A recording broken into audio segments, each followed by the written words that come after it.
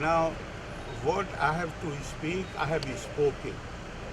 And I am not going to respond to irresponsible statements.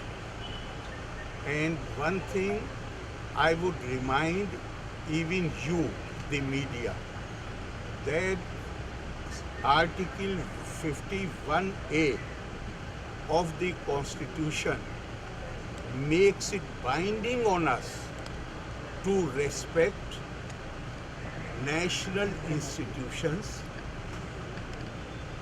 constitution, national symbols, and what they are talking about, that is national institution. If I have to speak something, I will speak. Nobody has as an Indian citizen, I have to be respectful to, I have to abide by the constitution and the law and respectful to the national institutions. President, governor, these are considered as national institutions. Please exercise some discretion about it. Don't make that office a subject of discussion.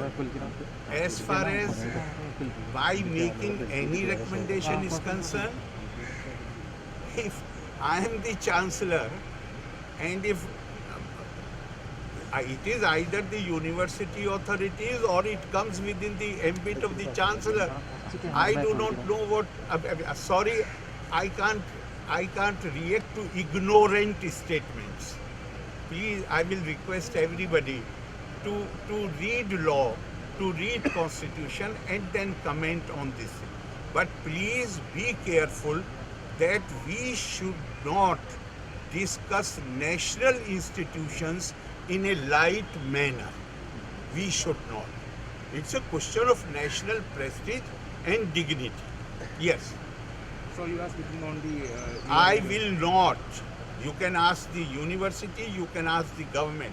I shall not. I have already said, and I may repeat it, what I have already said. I am not going to say anything new.